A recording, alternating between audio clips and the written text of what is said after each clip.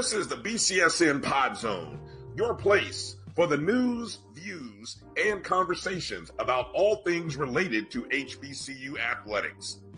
Here are the BCSN SportsWrap, Dr. Cavill's Inside the HBCU Sports Lab, Knights of the Round Table, the pregame show, the Carlos Brown Show, the ONG, Strike Zone, and more in one place. We are changing the way you consume HBCU sports, one broadcast at a time. Maureen is saving big holiday shopping at Amazon, so now she's free to become Maureen the Merrier. Food is her love language, and she really loves her grandson. Like, really loves. Nope. Nope. Come on, him? Ooh, I like him.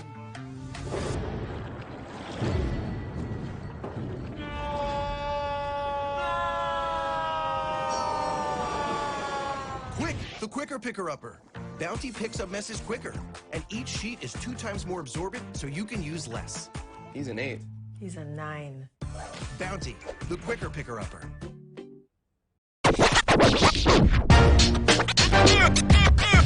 It's like a loot machine. All around town, people trying to get down. That's a pretty tight. But my beats, they are hard.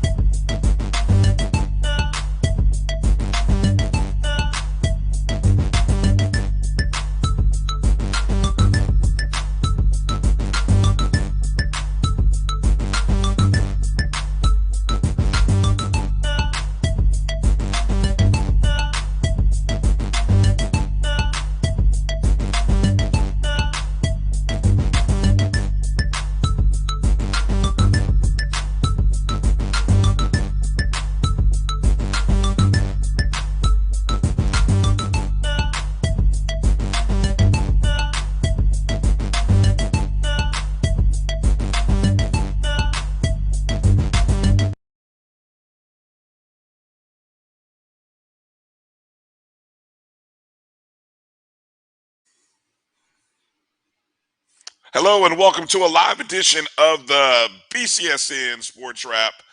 Brian Fulford here. That's AD Drew. And it's a pleasure to be on to be able to recap the week number 10. Yeah, we're 10 weeks. Man, can you believe it? We are 10 weeks through the college football season, rounding into the final quarter weeks for some conferences. Championships are right around the corner next week, and playoffs coming up playoffs in a couple of weeks. Playoffs? Exactly, playoffs exactly happening. Exactly, well said. As you wear your coach Drew, gear. Exactly, I knew you would catch on to that. How you doing, my friend? I'm doing all right, my brother. How we doing, man? Just when we thought we had everything almost figured out, once again, somebody had to throw a monkey wrench into the situation. Yeah. Who? I was going to use another analogy, but that's the PG one. So yeah, who threw the monkey wrench this week? Let's see. Beat that team off the reservation, threw a monkey wrench into the West, in the SWAC West. Go back to August when I said that everyone would have at least 2 losses on the West side. So I hit that one. I thought you said 3. I thought you said 3 to be. I said the minimum exact. was 2. I said the SWAC West winner will have at best a record of 6-2. Would not surprise me if the SWAC West winner finishes 5-3. That is what I said. Okay, ding, ding, ding! You're really close. As everybody has at least. We've got to 2. So yeah, we've first half of that is correct. First half of that is correct, and it would not surprise me if the other half of that rang true. Yeah, so that's a good call on your part. I Man, I couldn't feel take it like, when I well, bought those Powerball tickets. look, 1.9 billion is what it's worth. Obviously, if you're watching this show on the day we tape and the day we actually broadcast it, it's Sunday. So that means on Monday it'll be It's supposed to be over 1.9 two. as nobody hits May Saturday hit night. two. You think it'll get May over hit two. two? You think so? May hit two. May hit two. All I'm gonna say is So pay your now, taxes, pay your tithes. well, look, here's the thing about the taxes, right? Because they normally take 40%, right? Maybe even close to half. So if it's over two, that means you are probably running a realistic shot of walking home with $1 billion after taxes, assuming you're the only person who wins, right? Correct. And Now, assuming that you take the annuity and let them pay it out to you over 20 years, because you oh my could take the God, lump, which would probably, if it's a 1.9 billion, you're probably talking maybe the lump would probably be about maybe 700 million, 800 million. No, it's got to be, no, Drew, you can't take more than half in taxes. No. Are you The really going to lump. take more than I'm half? talking about you take the lump. If you take the 1.9 and take the lump up front, you're probably gonna get about 800 billion. Then they're gonna take the taxes off of that 800 billion. Well, wait a minute. I thought they took the taxes off of the 1.9 million. Now, if you take the lump right now, they're gonna take their taxes out now, Okay, so let's and then you have the clarify rest. this here. Let's clarify. It's 1.9. When do they Mm-hmm. take the taxes? Do they take it off of the 1.9, or will they take it off? I mean, because that's the They take assumption, it off right? your payout. They take it. They take it off your payout. So if you take the payout now, they're going to take their taxes out now. If you take the payout over 20 years, like it's designed to do, they're going to take their taxes over the 20 years, every year over the 20 years that they send you a check.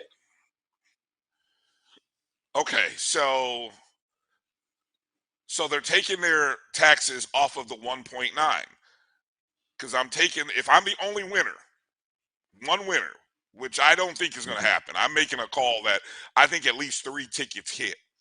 There's no way only one person is going to come up with a number. It's too big of a jackpot. So most likely you're going to get 3 people. I'm guessing. I'm saying the over under is 2.5. I'll take the over. Okay. With that said, 1.9 is the jackpot. They take and if I'm the only winner, I want the lump sum of what number? I would say 800. Well, wait a minute. The jackpot, Drew, is 1.9. I don't get all 1.9 billion is what you're saying, to clarify, right? If you take your check today, no, you don't get the whole 1.9.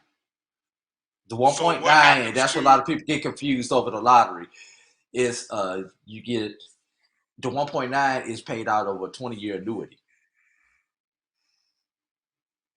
So they pay you basically, what would that be, 200 million a year or 20 billion a year?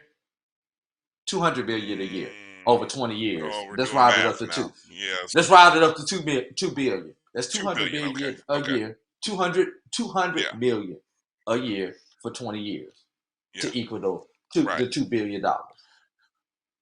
Yeah. Or you could take a one-time lump sum payment, just like if you go and sue somebody and you wind up going to court. You could go to court, or you could take the settlement offer that we give you. That's all that lump sum is now, is a settlement offer.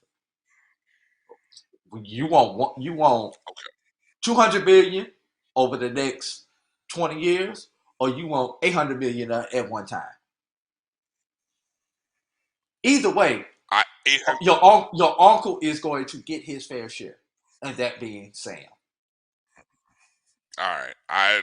And then so in that case, then if I'm taking 800 million lump sum, I'm only probably getting 450 4. million. Right. And then The once you pay the your Uncle numbers Sam, don't forget about Uncle Drew over here. somehow somehow I feel like there needs to be. I mean, that's just one of the news reports that you don't see. A lot of the news stations are running reports about Powerball numbers and all the lotto jackpot. Nobody's really explaining how the money thing works. So I thought, and now that I think about it, you're right, because they do have these other winners. Like if you hit five out of so many, there's going to be hundreds of thousands of people that are going to get 5 digits. Some people are going to get the Powerball plus three, Powerball plus two. So I guess all of that is factored into that $1.9 billion that's going to be going into the pot. So that would make the big jackpot where, okay, I get it now. That makes sense. Okay, it took me a second though. Yeah. So yeah, that one of the questions we asked on Wednesday's ONG show, we asked, what would you do, or how much would you donate to FAMU athletics if you hit the jackpot? Which is that's an interesting question. So I'll ask you, Drew, if you hit the jackpot, how much are you donating to your universities? Because I know you are proud of both your degrees where they came from. How much are you donating to your universities, and are you putting any type of limits, restrictions? What's the better word? Maybe caps on things that they can do with that money. Which school you want me to start at, Brian? And I'll make this It brief. doesn't matter. It doesn't matter. Whoever you're Okay. giving more I'll to, go. are you giving equal money to both schools? I enjoyed my time at both schools. Both schools have helped me get to where I am. I'm gonna start off with Tuskegee University. First of all, Tuskegee, if we don't put lights on the stadium, you're not getting a dime from me. I'm gonna put that out there. You won't get one single dime from me without lights. Why don't you pay So for the lights? that might be part of the package. But if we don't put lights on the stadium at Tuskegee, you're not getting a Okay. dime from me. So that's my Okay. that's my one main stipulation at Tuskegee is gotta have lights. Gonna support the academic programs, gonna support the athletic programs. And and at both of these schools, I need the track rebuilt. It does not necessarily need to be in the present location. But two of the most famous track meets were the Tuskegee Relays and the FAMU Relays. Oh wow, I didn't And know about that. Tuskegee relays, yes, that is. yeah, Tuskegee Relays were two of the most famous track meets that there were back in the day. Both these schools need a track.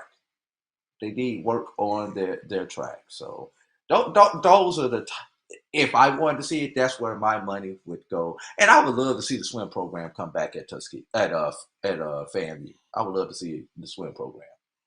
So one last one, Brian. One last one. Yeah. I I love my international students. So both schools need a soccer program. There's no reason HBCU should not have a soccer program. So let's get a soccer program.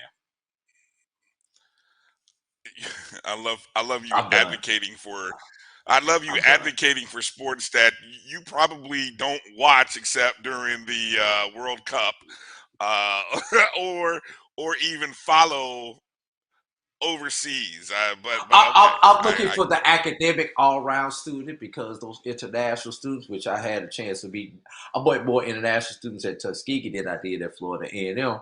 But those international students, that's what they did on Sunday afternoon. They would go out and play football, as they called it, football. yeah, And I got you. I that got would be great to have that type of atmosphere at our HBCUs. you. Okay. Good point. I mean, hey, when you're on campus and when you go through it, it's a different experience, different environment. Okay, let's transition here. Of course, want to thank you guys for watching us, YouTube and on Facebook. Please make sure to hit that thumbs up button wherever you're watching our show. Follow us, please. Hopefully, you already are.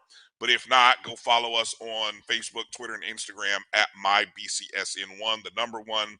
download the Jericho Broadcast Network's app on the Google Play and Apple App Store. Just search my JBN, my BCSN.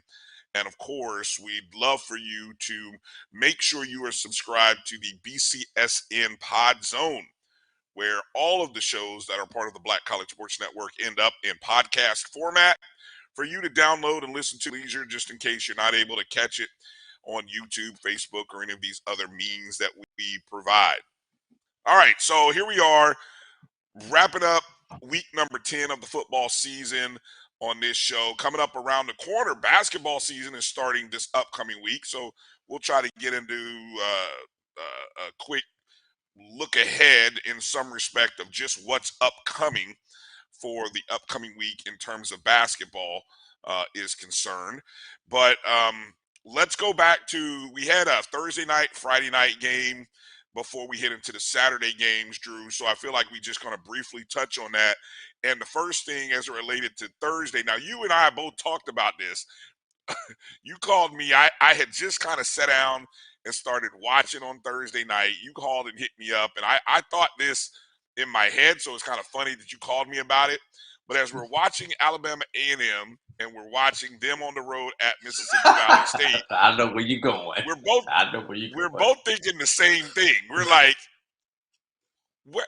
You know, I had to first wonder, did ESPN adjust the colors on my screen, because everything looked really bright. Now, if you recall a game from probably a month ago at Valley, the field was horrible. I mean, it looked like the field looked like a football field in the Northeast in November. And if you, or not Northeast, but in the upper Southeast, in the Virginia, Carolina, yeah, anywhere in the North where it was just brown. To give it a lack of a good color, it was gold, brown, whatever color you want to use. And you just kept thinking, tan, yeah. But then you watch the game on Thursday, beautiful green grass. It was not field turf. Like, I know they're working to try to get field turf, right, at that stadium. It was not field turf. I had to double check a couple times and look, it's not field turf. It was beautiful green. It was like a new green Bermuda grass. Like they had got some grass from from Lambeau Field or something. I'm sitting there like, where did this grass come from all of a sudden at Mississippi Valley State? You know, and I'm like, it looks good. I mean, it was a little thick, but it looked good. Good green grass. The nice uniforms were all green, I think it was. Alabama A&M had the all maroon. So my colors were vibrant. They were, you know, it was blasting on my TV, and I'm like, wow. And you hit me up, and we're thinking the same thing. You're like, what in the world happened to Valley?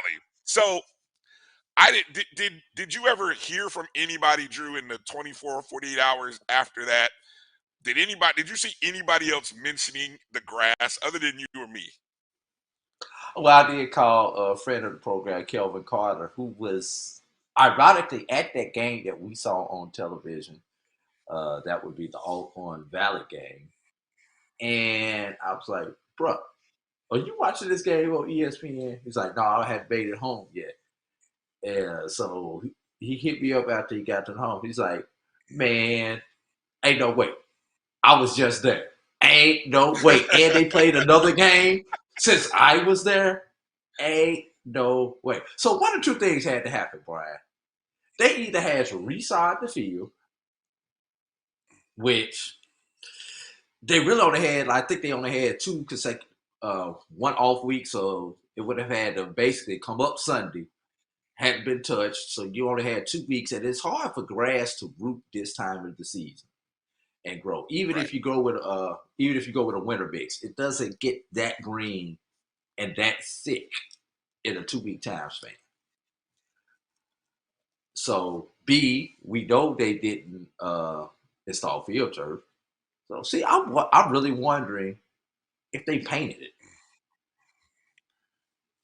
because they knew they were going to be on ESPN. Because the sideline wasn't red either. But if you notice, the sideline was red also, and it was not red on that game on HBCU Go. You know, the sideline boxes. Yes, they were painted as well. They were painted. They were painted red, which is why I come up with that theory Okay, I've seen that happen before on field turfs, but that because that On area you field can turf. paint if it's field turf. Yeah, so Yeah. it does make you wonder, did they paint that field? But anyway, props to Mississippi Valley State who To have a got their green first grass. win of the yeah, on the green grass. They got their first win, despite Alabama A&M outgaining them by about what 80 yards. A&M passed for 363 yards to 194. Um, I think it was if I recall from Thursday, and a lot's happened since then. It was really a case of turnovers at some bad times that hurt Alabama A&M. I mean, you lose 30. This was a look. This was a bad loss for A&M in my opinion, man. I mean, because I think A&M coming off the Alabama State loss, um, then you're losing to a winless team on a short week. Explain it to me, Drew. I mean, what? I mean, are you happy for? What's the takeaway from the game? I mean, good for Valley, bad for A&M. What's your thought while I kind of dig into where those stats that I was just talking about are coming from? First of all, going into Valley is not an easy trip for anyone in the SWAC. B, you're going into Valley on a short week, and going to Valley has proven to be a nightmare for a lot of teams. Valley has given a lot of teams a scare on a full week when they travel into Itabena. So for Alabama A&M to come in, especially after for lack of a better words, a rifle game with Alabama State, maybe this was the classic trap game, Brian. Short week, on the road, got Jackson State next week, just got done playing Alabama State. Perfect timing for Valley to get them at home in their backyard. And especially when you consider Alabama A&M is in rebuilding mode. Let's be real. Alabama A&M is rebuilding this year. So it's like all the stars just happen to align this year for that upset. Yeah, I definitely would call it an upset. Valley jumped out to a lead as much as 20-7, as much as 30-14. And yeah, just a couple of late score by Alabama A&M cut it to 10. But credit to Valley, jumped on the lead early and held on this time. And looks like it's going to be a losing season for the Bulldogs. And I don't think anybody is on the hot seat, but I know there's got to be a lot of people wondering what happened to the defense that Alabama A&M went out and got. And when I say got, I mean they went out in the transfer portal, and it was well known. They went out and tried to rebuild a team on the defensive side of the ball with about 15. If you go back to what recruiting signing day, and you go back and look at the number of guys that you know they listed as coming into the program, it was a new defense. But I mean, a lot of things happened during the course of the season, and I'll be honest, I didn't track this Alabama A&M team all year to say that all 15, 16 of these guys that were coming in stay in the program or stay there in the fall or not. So, um, I guess that'll be one of the things that we'll watch for as the end of the season comes. But props to Valley, man, because I was wondering when Valley was going to get that first win. I wasn't really sure it was going to If they happen. were going to get one. I guess yeah, yeah. I mean, they avoided the winless season. I was just quick and UAPB, going you to are take a on the clock. well. UAPB has a win. Not the conference win. Okay, not a conference win. Yeah, yeah. So they've got yeah, for Valley they've got Southern and Prairie View. So this was this was their last chance. I mean, when they lost to Bethune-Cookman, I actually didn't think they would win a game. I mean, because now let's talk about what's interesting here for Valley in just a second, because Friday night's game, the Alcorn Prairie View game, I felt was the game that was really going to set the table for Saturday. Everybody's bunched up in the West now. Alcorn had at one point had the lead in the conference, then had lost the lead in in that division. Prairie View regained the lead. There's Texas Southern hanging around. You know, I'm saying all kinds of stuff going on in the West. All kinds of stuff happening in the West. And so Alcorn, by nature of coming up with an overtime road win, right? In overtime, what was it, 23-16 final score. That game, Alcorn winning, puts them one game out of first, and it also resets the table now to say, here's Southern with a big game against FAMU. Here's Texas Southern with a big game against Jackson State. Those games just got bigger, Drew. And now, look, 2 games left for everybody. And you look at the schedule, who do you like coming out of the West? How do you see the West playing out with respect to Alcorn's win and Prairie View's lost? It's still Prairie View to lose, Brian. I mean, Prairie View has the easiest schedule of all the teams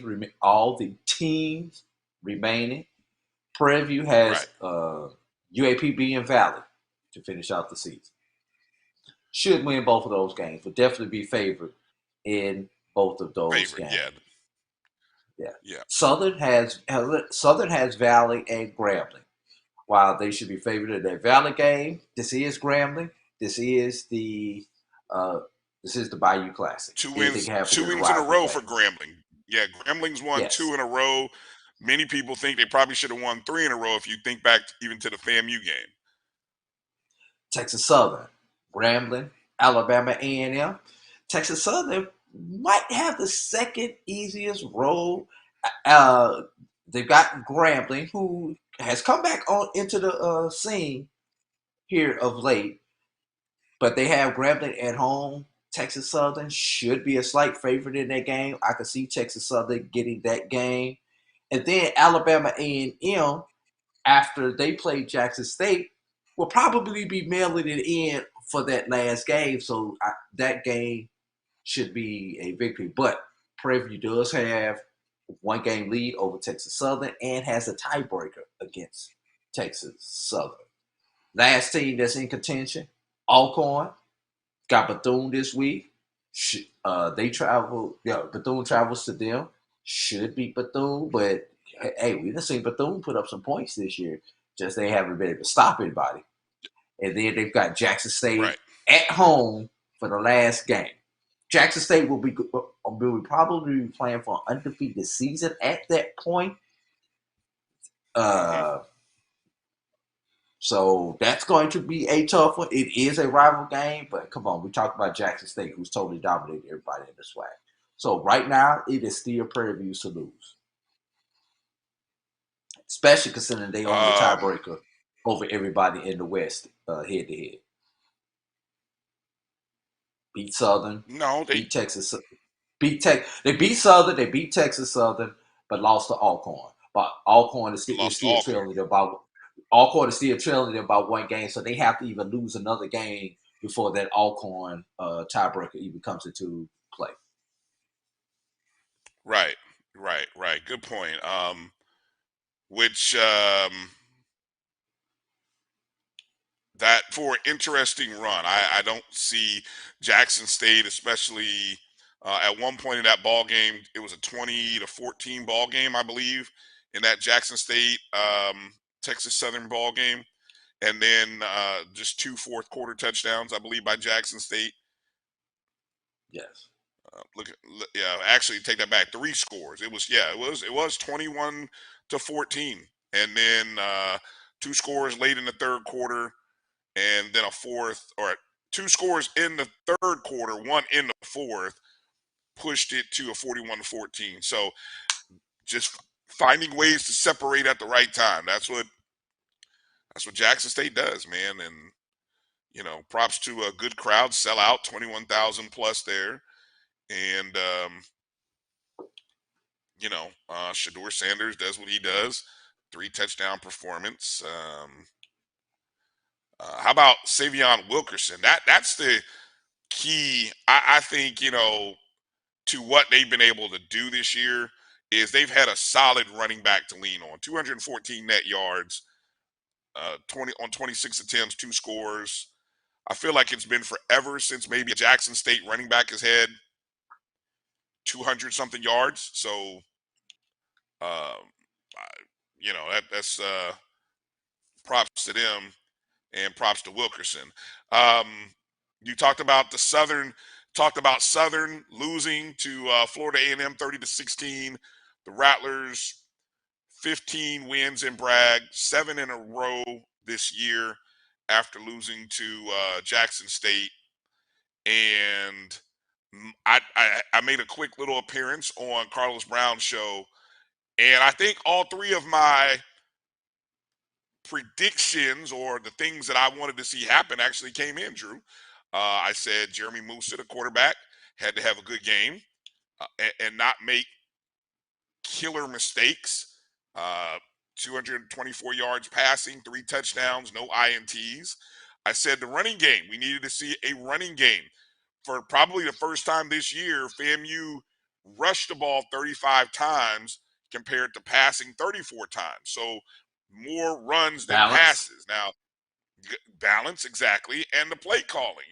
I don't think the play calling didn't get out of hand. There was no trickeration. It was just a solid, good performance. Although you did have the by fake field goal. which we talk about timing. I said there needed to be play calling done at the right time. Fake field goal turned into a great decision. So there's that, and I'm real excited for what FAMU put out there on the field the other day. They have a lead back. It seems like AJ Davis, the Pitt transfer, looks to be the part, but then again, it's a 3-back core, and they just look good, man. A lot of positives, and just tough. Tell me what you think about this. I heard Carlos say that Southern looked tired. He said it last week against Jackson State. And did you think that was the case as you watched them against FAMU? Southern looked frustrated because of the offensive ineptness for Eric Dooley, who's supposedly an offensive guru, hasn't been able to figure out a quarterback. I think the Southern Jaguars are not happy with the quarterback situation. The situation in the Again, quarterback room. I think you get the feeling that the players feel someone else should be playing quarterback, but the coach is riding with the quarterback that he's riding with. And one other thing, Brian, we talked about Florida A&M. November 23rd, 2019. You know what that is, Brian? What's significant about that day? is that the anniversary of a Bethune-Cookman loss? Yes, but you know what's so significant about that Bethune-Cookman loss? Oh, no, I don't. Not even gonna try to guess. That is the last time Florida A&M has lost to an HBCU not named Jackson State. Wow, wow, that's impressive. And That's prior impressive. to that, you have to go back to the 2018 season before they lost to somebody else not named Bethune or Jackson State. Yeah. Because that was the only Um, HBCU loss that season in 2019 was to Bethune. yeah, I heard somebody else. Or I read someone else tweet that FAMU is now something and 2 in I guess SWAC the SWAC. games with their only 2 losses. Yeah, against the SWAC. Their only loss being to, of course, Jackson State. The playoff push, Drew, is something that's real for FAMU. I know we'll talk briefly about playoffs on the other side for the non-D1, but It's back in play now with 2 games to go. Alabama State and Bethune. If you had to give a percentage, what's the likelihood that FAMU might be able to get into the playoffs, assuming that obviously they have to win both games?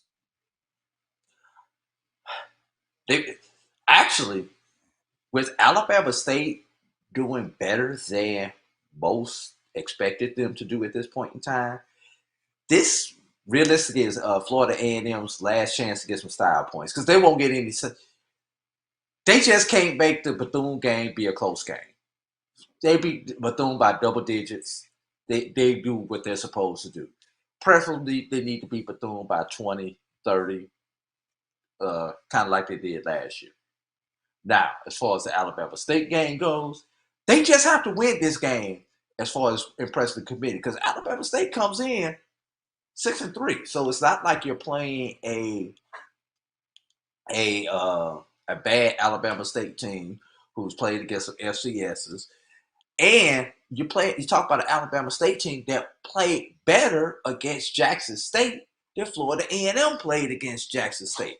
So this is the opportunity to go and impress the committee by inference. We played better than the team who played better than us against Jackson State. So this is a key game. They need to win. It would look nice to win this game by more than one score, but a W in this game, this upcoming Saturday, will put FAMU in a good position. Right now, I'd be leaning 55-45, maybe, of them getting in. It's gonna take some help with some other people losing, but they all lean in that direction. But I don't think it's not super high like it was last year. That's interesting because I think I had read, or I thought I had read, that there were some losses in the FCS that might have opened the door and helped FAMU's chances. So I mean, I'll have to, like you said, here's FAMU 7-2 going against a 6-3 Alabama State team. And that's what's going to be interesting coming up this week. They're on the road, and as you said, if they can find a way to get a good road win, last road game of the season, true road game of the season, I think that will help them going into that push. It's just I don't know. Sometimes it's head scratcher, Drew. It's hard to believe what's happening here with the consecutive years that FAMU has been able to sort of overcome a tough loss to Jackson State in 2 different fashions. They're both tough losses, 2 different ways, right? But to be able to put together streaks, quite impressive indeed. Real quick, Bryan, I guess I'll just, yeah. There's talk that next year, when the game moves from Miami back to campus sites, that the FAMU Jackson State game may be pushed back to November. Wow. That'll be interesting. I'm trying to think. Well, that'll be interesting to see what that means then to not only the Southern Jackson. You know why that's possible? Think about this. Here's why that's possible. Now that I think about it, because they're talking about playing the SWAC, that quote unquote SWAC Classic in Birmingham next year between Southern and Jackson State. That'll be a September game. Right. So that's a non-conference conference game, but with that game, which has been usually in the November, late October season, last week of October, first week of November, yeah. Right. It was sort of trade spots with the FAMU Jackson State thing over the last couple of years. That'll be interesting with that game being moved, whereas no longer sitting in the beginning of the season for both teams, but it's one of those late mid-season games, where both teams have sort of had a chance to really play out and work through some of the early season kinks, so to speak, right? Now, Bryan, just before we get off this, you're in the SWAC office. Do you play this, knowing that the rival game is played the third weekend in November for both these schools. FAMU, Bethune, Jackson State, Alcorn. Do you play this game, FAMU, Jackson State, weekend? First weekend or second weekend if you're in the SWAC office? First weekend in November. Because you know why? You know what was this past weekend? If you think about some of the big games that happened in FBS, you had big matchups all over the country in this first weekend of November, right? I mean, Alabama, LSU, Clemson, Notre Dame, Georgia, Tennessee. I mean, those games are always around the same time of the year. So Yes. I think if you're SWAC, the SWAC office, you gotta, it would behoove you to put a Jackson State FAMU game first weekend in November. Obviously, FAMU hopefully will be smart enough to schedule someone else for homecoming and won't try to even think about scheduling Jackson State for homecoming. The same way teams should be worried about getting on the schedule for FAMU for homecoming because it just doesn't work out very well. But that'll be it. And by the fact, do you know who the last team that FAMU lost to in Bragg Stadium is, Drew? No. Any idea? No. I know it's not Jackson State because I know we hadn't played Jackson State, so I know it ain't them. So it is Jackson State actually. what? 2018. No, you know what? I think I'm wrong. It was South Carolina State. I know they lost to in that season Jackson State earlier, but actually I remember it's South Carolina State. That was so I just That would be put my November mind on it. 10th, 2018.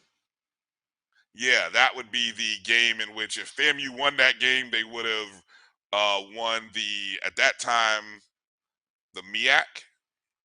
Yeah, Yes. they would have won the MEAC that year. They would have won the MEAC That's where that they year. lost the 3 in a row to lose the BIAC. The 3 in a row to lose to MEAC, and that was in Coach Simmons' first year. I believe it's his first year. Yeah. So So I poo-pooed right all over my big setup there. So nothing better than that. Hey, real quick, Grambling State 36-10 over Alcorn, or UAPB, excuse me. Alabama State 37-22 over Bethune were the other two SWAC games. And I think this upcoming week is all 12 SWAC teams are playing conference games, if I'm not mistaken, this upcoming Saturday. Yes, yep, it's a full schedule. So this is one of two. There were only 2 this year, so this is the second one. And the last, yeah, right. They had a couple of weeks where they did 5, where you had 5 SWAC games. Well, this one you got 6. The other one would have been October 8th, week 6. Yeah. And so obviously the highlight and all eyes, I think, by looking at the schedule is really going to be the FAMU at Alabama State game. Number 2 and 3 in the East. All of the other ones, you really have a dominant team against sort of a bottom 2 team. Alabama A&M, Jackson State might be interesting, but not really. You got Prairie View traveling to UAPB, Valley traveling to Southern, Bethune traveling to Alcorn State, Grambling traveling to Texas Southern. That might be the second interesting game to kind of pay attention to in terms of what looks like an even matchup. Okay. Hey, before we jump over to the MEAC, Drew, I got to give a shout out to North Carolina A&T. Well, it sort of mixes in with the MEAC because they played Norfolk State this past week. And remember the beginning of the season for North Carolina A&T? I mean, you lose to your rival. Then you have to go play North Dakota State. You get whopped by them. Then you play Duke. And so you're 0-3. Lots of questions in Aggie Nation. Of course, part of the Big South. And then here comes that game against South Carolina State at the end of September. And they won that game 41-27. And I don't think a lot of people were feeling the Aggies. I mean, they didn't really look at that win. I mean, obviously a good win against the conference champ, but I think people might have been still butthurt about losing to Central. And but guess what, Drew? Since that time, um, the Aggies whooped up on a pair of conference rivals that are or conference opponents that are in the bottom tier. They beat up on Edward Waters. Then they beat a tough Campbell team. And I think when they beat Campbell 45-38 for homecoming, everybody's eyes open and their ears perked up like, yo, this Aggie team might be pretty good. And then they take on Norfolk State, beat them 49-24, and they've won 6 in a row quietly, Drew. Quietly, the Aggies have like the third longest winning streak right now in FCS HBCU football. behind And Jackson State and Florida A&M. Florida A&M, yeah. And it looks to be they've got Charleston Southern and Gardner Webb, and I think it's the Gardner Webb game, I think, is the team that's sort of running with them right now in They're tied, I in the believe. big. Yeah, so it's gonna come down to that, but we might see the Aggies in the playoffs, Drew, and they might be going in there with an 8-game winning streak. How impressed are you with the Aggies? I know quietly doing work. Yeah, I'm very impressed. You know, a team that we had written off early, um, they've come back around. You know, most of us gave South Carolina State more of a chance to come around and dominate their conference than we gave A&T. And lo and behold, we were 100% wrong. Yeah, yeah. So props to North Carolina A&T. Been a tough year for Coach Odom over there on the Norfolk State side of things. But they seem to have things going in the right direction. So we're now watching the Aggies. We're on Aggie watch these last 2 weeks. Somewhat I'm rooting for the Aggies, hoping that they can finish the job, win the conference, and get to the playoffs. Speaking of MEAC, though, Brian, North Carolina Central has essentially locked up the MEAC now with that win over Howard. They are 3-1 in the MEAC. Yes, I did tell you everybody in the MEAC would have a loss. I called that one back in August also. So Central has pretty much locked up the MEAC though, as I believe their only remaining match is against Norfolk State. The only match So remaining is against Norfolk State. And in the MEAC way, shape, and form that it is, Brian, everybody has a win and everybody has a loss in conference. But Central controls their hey, own destiny. Look, point blank, Central win, or you get a Howard loss or a Delaware State loss. The title is Central.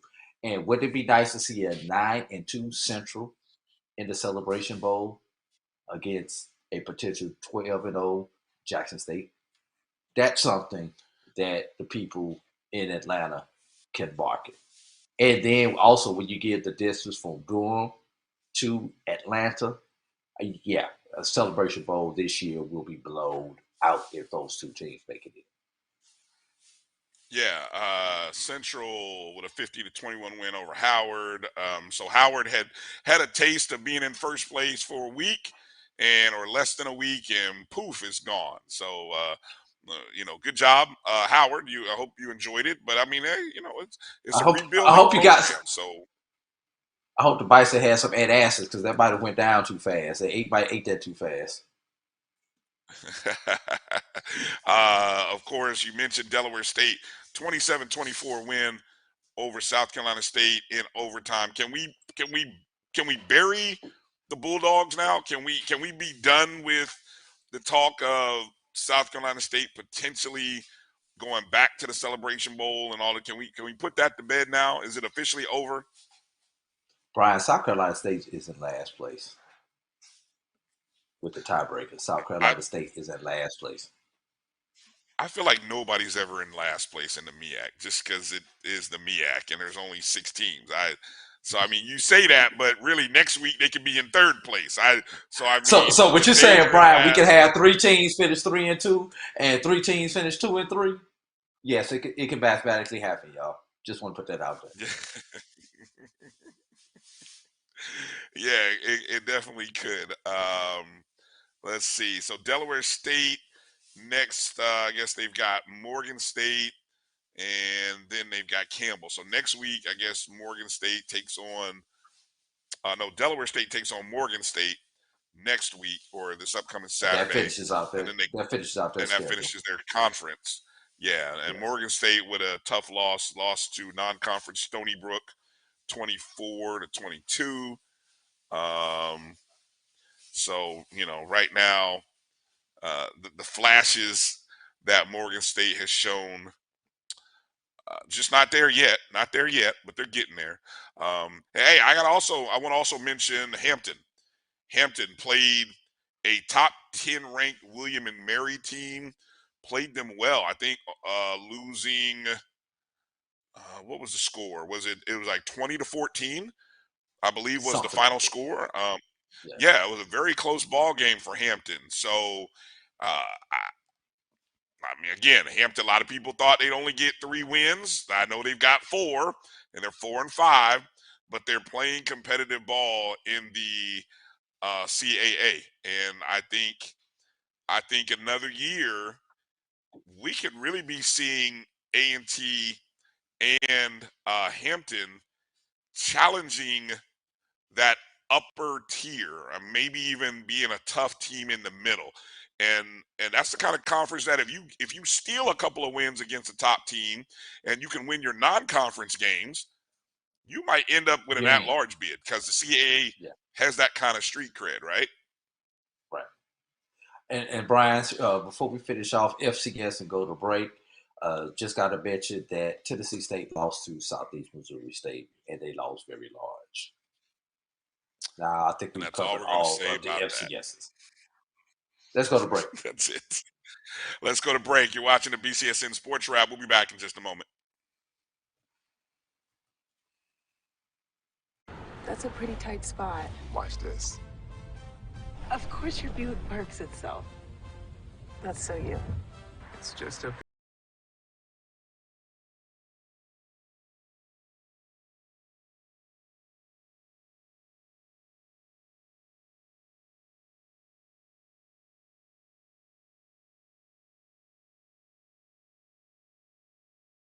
It's your life, because at the heart of every Buick SUV is you.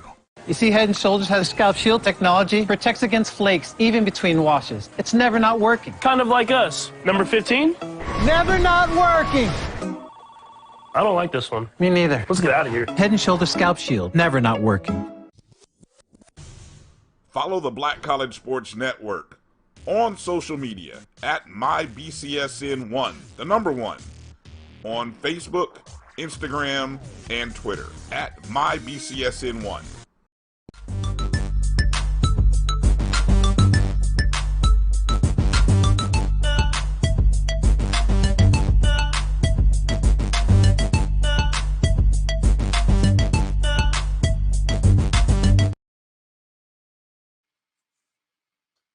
Welcome back to the BCSN Sports Wrap. Bryan and AD here.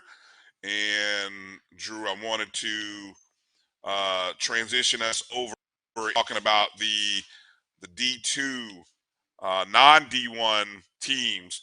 And let's start right off the bat, Drew, with the number 1 team.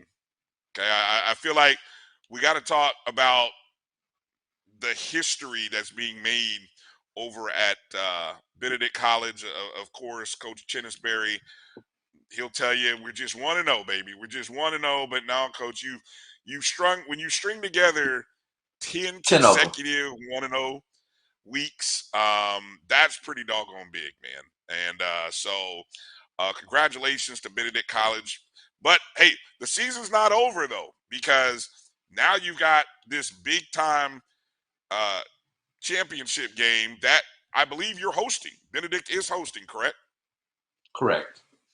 Yeah, Benedict's hosting. They're going to be hosting against Tuskegee, who, hey, Drew, Tuskegee returns to Cleve, Abbott, Memorial Alumni Stadium, something to that effect. Did I get it right? Did I say it in the right You order? got I it said right. it in the You right got it order. right.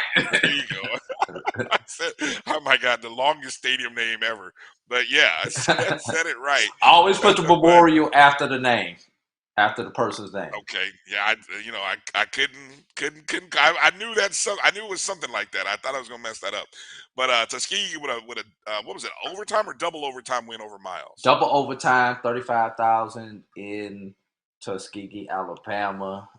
One of the best atmospheres you will ever have for an HBCU football game.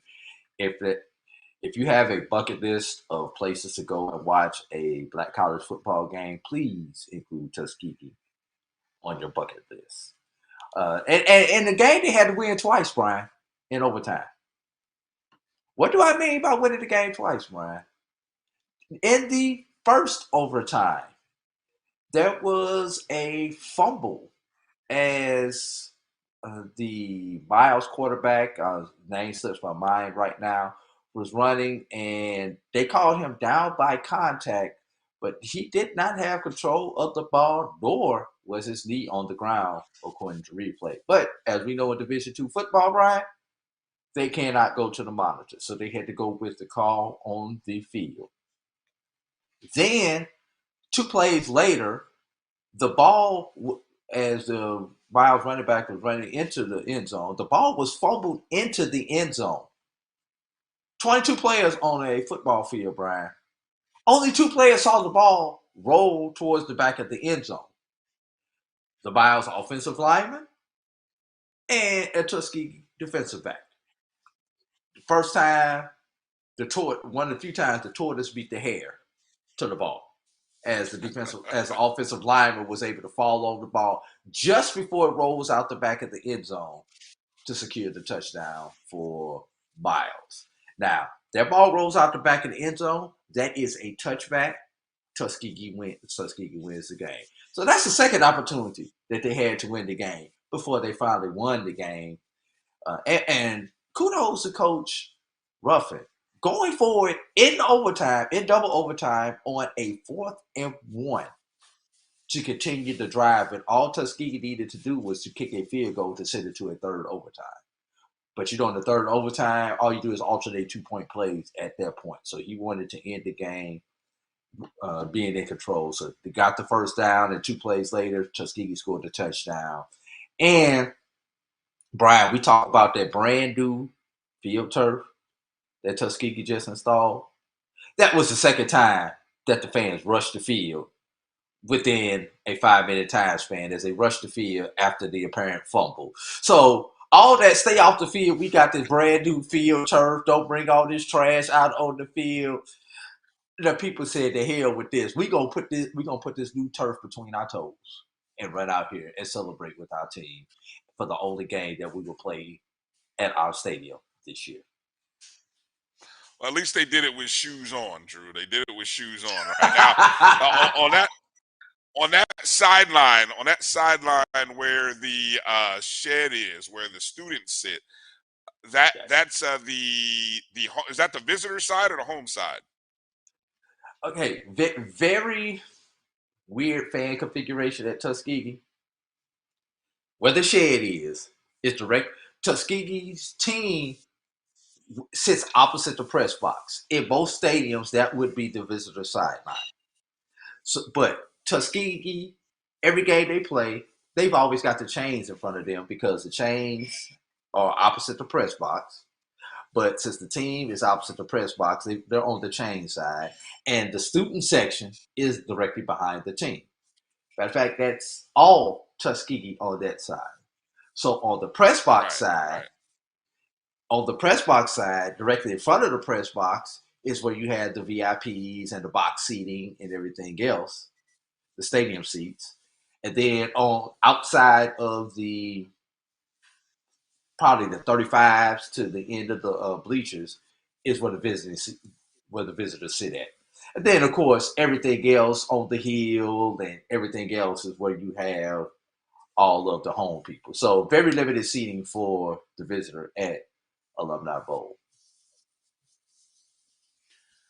All right, so Tuskegee with a 26-23 win over Miles, double overtime. I guess I should mention Benedict. I mentioned Benedict earlier, not the score. 54-21 was that score over Allen.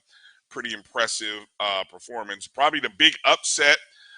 I don't know if you call it an upset, but in the Fountain City, no, Fountain Music City, no, Fountain City. what Fountain Fountain City. Music City? Yeah. Oh Fountain my City. No God, music. I can't. No Yeah, music. thank you. I know that. I'm thinking something happening in Nashville. The Fountain City, because we did something called the Fountain Music City, didn't No, we? it was the Music City No, Baseball Diamond Classic or something that's like that. We all did right. baseball. Anyway, right? Too much going on. All right. So anyway, Valley versus Albany State. I don't know how long. What has it been? It's been a while since Fort Valley has beaten Albany Albany State, right? 16. Right. 2016. Yes. 2016. Albany State won 8 Well, of the last 10. yeah. Well, the And streak is over. yes. Fort Valley with the 31-21 victory. They got out to the early lead, 7-0, and then you almost had a pretty even game from there. I mean, 17-14 in the second quarter. But remember, I told you at the beginning of the season, one of the reasons I liked Valley being in contention this year is because of a young man by the name of Emmanuel Wilson. I remember talking about him at the beginning of the season, the last game of the year, maybe not, but at least the last regular season game thus far that we know of. He rushes 28 times, 221 net yards, 3 touchdowns, and I can't recall the last time Albany State's given up 200 yards to a back. It's been a minute, but impressive performance by Fort Valley, and they come away with the win. I know you guys talked about this game early. I got to give credit to to Mike for dropping. I think Mike loves his data points. So when he dropped the double data points, I'm just gonna call it the double data points. I thought that was excellent. What are your Yeah. thoughts, Drew? Anything you want to expand on as it relates to that And game? I was there and I didn't even pick up on that data point that everything was essentially double. First downs were double, yardage was double, turnovers were double, yada yada yada. Valley won every statistical category. Going back to Emmanuel Wilson, uh, Albany State has had tough time stopping the run this year. Their defense has been more opportunistic, as in the fact that they're able to create turnovers, which they were not able to do in this particular game. But they have had a little trouble stopping running teams. Now, you did say a single back. Yes, Emmanuel Wilson has probably the one single back that killed Albany State. But Emmanuel Wilson ran for a good amount of yards last year in the 57-0 win against Albany State. Just could not put anything on the scoreboard. And Bryan, be it not for a guy named Eric Phoenix with a 10-0 Benedict College team, Emmanuel Wilson would probably be able to claim SIAC Player of the Year. So just want to see how the voters come out with that. I think it's going to go to Phoenix just because of what Benedict has done. But Emmanuel Wilson should definitely be getting some votes by the SIDs this week for Player of the Year. Well, he should definitely be over 1,000 yards. If he wasn't over 1,000 coming He was into already the game. over 1,000 yards. Yes, he had already achieved 1,000 yards. Yes. That's what I thought. So I mean, so coming he into the game, he's 12, pushing 1,300 right now. So he'll ease. I mean, he was the number 2 in terms of yardage backs in the among non D1 HBCUs anyway. And so credit to Fort Valley. And so obviously some of the other games you had a close game, Central State beating Kentucky State 31-30. Savannah State finishing their season 5-5. I think that's about as impressive as I think you could expect from a team that we had a lot of questions about coming into the start of this year. So they beat Lane 44-38. Lane would be on Morehouse the picked other up side their of that first victory. spectrum. Oh, I'm sorry. Okay, see, I didn't. No, I said I'm glad you said that because I don't see that on the SIAC site.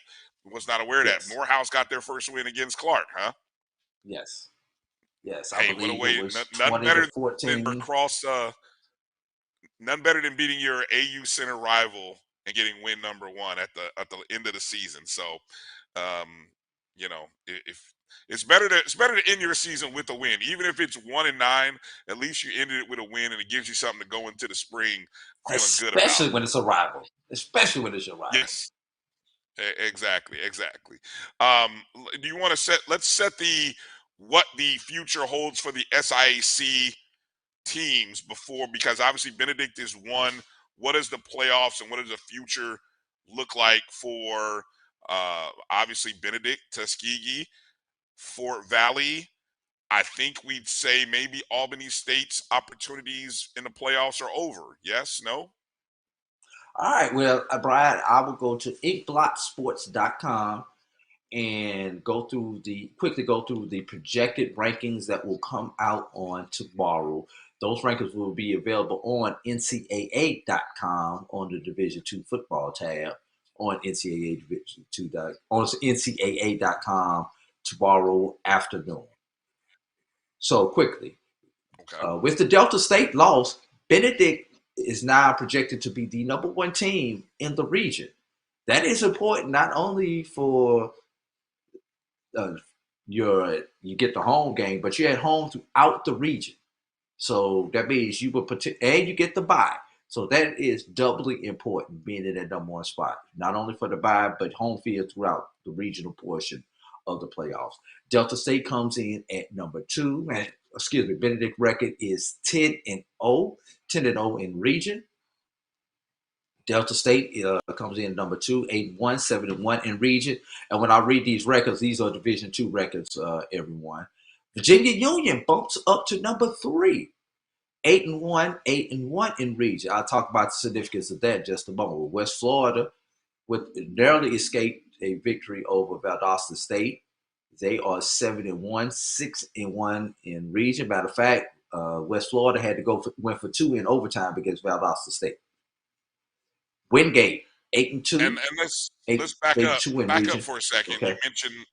You mentioned Virginia, who got a win against Virginia State 33-21 on Saturday. So that sort of keeps their you mentioned their standing they should right be now. in. What, in 4th? They'll be 3. Okay. Virginia Union is 3. Not only are they in, but they're hosting first round. Yes. They're hosting first round go ahead. right now. Right. They were now the thing. I'll get to finish it off. Wingate comes in at 5. Wingate is 5, 8-2, 8-2 in region. Fort Valley, number 6, 8-2, 8-2 in region. Limestone is number 7, 7-2, 7-2 in region. Those would be the 7 teams that would be in. First one out, Mars Hill, 7-1, 7-1 in region. Fayetteville State, 8-2, 8-2 in region. And Tuskegee, 8-1, 8-1 in region. So those are your top 10 teams. So 2 of the 3 that are immediately out are HBCUs. 3 of the 7 that are in are HBCUs. With Union now projected to be number 3, Brian, our chances of a what did we call the game last week? Where a CIAA team takes on a SIAC team. I forgot the title that we gave it. The winner. Well, you had the winner of the state union, what I call the Panther Trojan showdown against the Fountain City Classic winner. Yeah, but we had gave it some kind of creative nickname. But whatever that nickname was, we have to go back to last week's show and watch it. Forgot about that already. With Union sitting at number 3 and Fort Valley sitting at number 6. there may no longer be a need for these two teams to play or these two teams to pick up another game because they should be safely and securely in. What do I mean by that? Earned access goes to the not necessarily the conference champion, but the highest rated team out of every conference. Right now, Benedict is the highest rated SIAC team. They are in win or lose in the championship game. Okay. Delta State out the Gulf South is the Gulf South representative. They are in win or lose next week. Virginia Union, CIAA. They are off next week. Do not play. Be conservative. Do not play. The only thing that they can do is hurt themselves by playing. They in for the CIAA. Could Union fall from 3 to maybe 6 or 7 by not playing? The furthest I can see Union dropping is 3 to 4 because West Florida could jump them. Okay. That would be the furthest that I can see. They would still host first round and set up a potential second round against Benedict. Got it. All right. Wingate would be the SAC representative. So you've already taken care of your earned access, which means that no one should get bumped out if a lower rated team wins from a conference. So Fort Valley right now is safe. Now, how does Tuskegee and Fayetteville State get in? A, they got to handle their own business and win. B, they need someone ahead of them to lose. The teams that they need to Potentially, lose. who could that be? Limestone is the only team that could potentially help one of them out, who is sitting in that number 7 spot. Limestone would have to lose. And Limestone has, if you give me just a moment, I will tell you who Limestone has this week if this is a winnable or losable game for them. Schedule.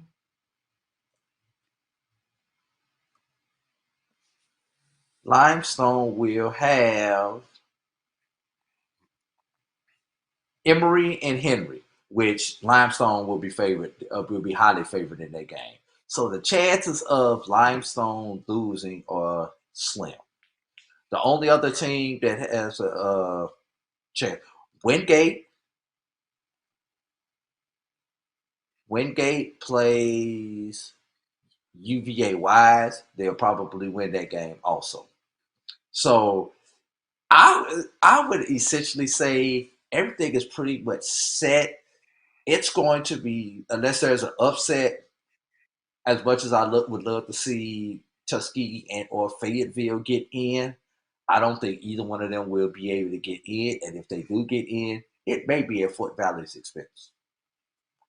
Because Fort Valley with Limestone playing and Fort Valley not playing, you could conceivably see Limestone and Fort Valley flip-flopping spots from 6 to 7.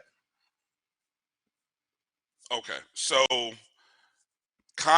so essentially what you said is winning a conference title doesn't necessarily matter, i.e. if Fayetteville State and if Tuskegee win their conference championship game, Fayetteville State will be playing Shawan, who clinched the North. Fayetteville State clinched the South. Tuskegee will be playing Benedict. So even though Tuskegee would get a good win, should they knock off the number 1 team, Benedict, it may not be enough. Is that what you're saying? I know that'll be disappointing to hear for a lot of Tuskegee fans. Assuming that the teams ahead of them win. If one of those teams ahead of them should lose, it would be enough to get them in.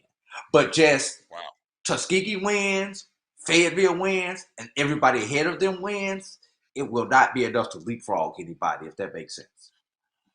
That'll be interesting. So I mean, there'll be a lot of upset Golden Tiger fans should it turn out that way. So that's something to pay attention to. We'll be coming on Thursday. We were just talking about this. Thursday we're going to do a CIAA and SIAC championship preview show Thursday night. Kind of reset again a lot of these once the rankings come out, because the rankings will come out Tuesday night, Monday. Monday night, Monday. Monday night. Monday So afternoon. we'll know the rankings, and then we'll kind of see. Then we'll play the scenarios. We'll start looking at all of that. So make sure you tune in with us to see where what's going on there. All right, let's do this. Let's transition over to our top fives, the new BCSN top five, because we're going to be ending today's show a little bit early. So I want to make sure we get this in, and then I want to quickly mention some of the games that'll be highlighting the start of the college basketball season in the MEAC and the SWAC. So let's go over to the non-D1 top fives. Non-D1 top fives. Let's make sure I got my graphics ready. Okay, here we go. I don't know. Are you ready for me? Give me a thumbs up. You're ready. Okay, sorry about that. I'm ready. You're always Got the ahead of me. graphic on the screen. All right. I see it. All right. I'm just going to try to. I lost my doggone thing here. All right. Just hit play. Start the graphics, because I had the sheet pulled up. Now I lost it somewhere. All right, in the mix, in the hunt rather, you've got Albany State finishes their season 7-3, 5-2 overall. Virginia State finishes their season at 6-4, 5-3 after losing to Union. Okay, so that means number 5 now is Fort Valley State. I think that should be 8-2, shouldn't it? Finishing their regular season 8-2. Yes, correct. Correct. After winning and defeating Albany State. Good season for Fort Valley. Could Fort Valley, if they schedule a game against somebody, is there an opportunity for them to be in the playoffs? Possibly find their way into the Fort Valley's in right now. I mean, Fort Valley you got should Fort be Valley in actually right now. into the playoffs? Yes. Really? Okay. And number six. Right. They would be in. They ranked number 6. They would be in at large. All right. I'm sure you said that. I must have spaced when you said it. Sorry about that. All right, number 4 in the rankings. Number 4, we've got Fayetteville State, the South Division winners. This is it. Look, this is the fourth year is the charm. I gotta believe everybody in the CIAA offices want Fort Valley State to win this. They're the only HBCU in this championship. I'm sorry, Fayetteville State. Fayetteville State to win this. They are the only HBCU in this contest. I'm sure they'll put on a nice face and be happy for Shawan, but for HBCUs, this is it. And this is it. You 4th year in a row. Come on, Fayetteville State, get it done. All right, number 3. Brian. Yeah. We said this on Dr. Kavir's show this morning. All of your sorority sisters have been getting married, and you're the only one, and I mean Fayetteville State, who has not gotten married yet. That's what this feels like. Always the bridesmaid, never the bride. Pressure, no pressure. All right, moving on. Number 3. Number 3, we have Tuskegee. After the double over Miles, 8-2 winners, I believe. How many in a row is it? 8? 7 in a row. 8 in a row. 7. 8 in a row. 8 in a row. 7 in conference. Second longest streak in black college football, behind Jackson State with 9, just ahead of FAMU with 7. Next up, they take on Benedict. We'll talk more about that Thursday. That'll be interesting to talk about. All right, number 2. That means number 2 is Virginia Union, 9-1, great season. Drew, you said if you were Virginia Union, sit back, don't bother playing an 11th game and mess it up. So just take the bye week and get ready for the playoffs. And that means number 1, unbeaten, 10 up, 10 down, 10 1-0 weeks by Benedict, but they still got 1 to go, and they'll be hosting Tuskegee in Columbia, South Carolina on Saturday. That should be a great game. That should be a packed house. The entire city of Columbia should be out for that contest. I know Tuskegee is Tuskegee going to travel to that game, Drew? Is Tuskegee Golden Tiger Nation? Are they going to be there? Yeah, Tuskegee travels. There it is. You may see a record attendance in this particular game. We all know that stadium holds over 10,000, Brian. We're going to see close to that capacity, if not SRO, in this particular stadium, especially the Atlanta alumni out of Tuskegee will be make that 2 hour ride. Got some Charlotte alumni making that ride. Yeah, definitely going to see some Tuskegee people down there in Charlotte. I mean, in All Columbia. right, looking forward to talking. Looking forward to talking about that some more on Thursday. All right, let's head over to the Division One level as we move over our top five. These are the BCSN computer rankings. Our seventh poll, and in the hunt from out of the Division One level, you've got Southern, who lost to FAMU, Delaware State. Well, I'm going to go with the names, even though, don't worry, the logos are a little off, but I think the names are what were important here. Delaware State is in the hunt, sitting at 5-4 after beating South Carolina State, and Prairie View, who lost to Alcorn 23-16 in overtime. All right, here we go. Top five. Number 5 in the D1 poll, North Carolina A&T State. The Aggies, winners of 6 in a row. Don't look now. They actually defeated Norfolk State 45 to 30. I don't even know if that score is right. I don't think that score. We might. All right. Anyway, North Carolina A&T's 5. Number 4. This one caught me by surprise here. Alabama State. After defeating Bethune-Cookman 37-22, they pop into the top 4. And number 3 is actually Florida A&M. So we've got a 3 versus 4 matchup coming up in Montgomery this upcoming Saturday, as the Rattlers have won 7 in a row, and they take their show on the road, still fighting for an opportunity at the playoffs.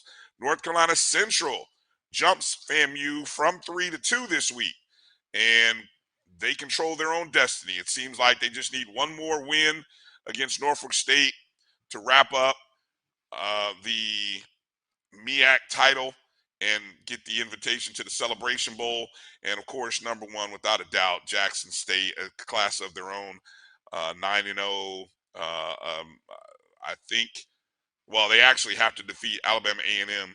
That will be in the Gulf Coast Challenge. That game will be down in Mobile. So a neutral site game for both teams, and should be a good game. So there's our top 5. Jackson State, North Carolina Central. A&M and Alabama State, 3 versus 4 is this week. North Carolina A&T comes in at 5. All right. Anything you want to add on the top 5 from either, non-D1 or D1, Drew? Brian, I want you to ponder on this, and I want our listeners to ponder on this. Charles Bishop asked me this question this morning on Dr. Cavill's show. How would I equate Benedict's in the SIAC? And my answer was, I would equate Benedict as the Jackson State of Division II and of the SIAC. The way Jackson State is dominating the SWAC, Benedict is dominating the SIAC, especially on the defensive side. While there may be teams whose offenses come into the game good, no one has been able to compete with Benedict defensively in the SIAC. I heard you say that, and I agree 100 with that, 100%. Pretty impressive that we have 2 teams in similar fashions. Although, I still would say Virginia Union is kind of like the 1B. I think that one loss, sort of an uncharacteristic way to lose that game the way they did. Had that not happened, they'd be. But defensively, Virginia Union is not what Benedict has been defensively this year. Okay. Virginia Union is good. Don't get me wrong. But defensively, I don't think Virginia Union can top what Benedict or even compete with what Benedict has done on the defensive side of the ball. I hear what you're saying. All right, we'll take a look at it, deeper dive on upcoming. So, all right. So as we mentioned, basketball season begins Monday in Division One. Division One men and women's basketball's taking off this upcoming week. And so, get ready for some late nights and lots of opportunities to watch our HBCUs. And one of the things that I think you got to take in consideration, a lot of these non-conference games early, you're going to see some games against some Power 5 teams. There might even be a few games against some other mid-majors. We'll be interested to see. So very quickly, money games, right? So give me my money. So, where will there be an upset? It'll be interesting to see in the upcoming week. But I just want to I'm not going to read them all. You can go to MEACsports.com. You can go to SWAC.org. But just some games that, as I look at the first couple of days of the season, that kind of stand out to me as some games of interest. Over in the MEAC on Monday, you got Howard traveling to fourth-ranked Kentucky.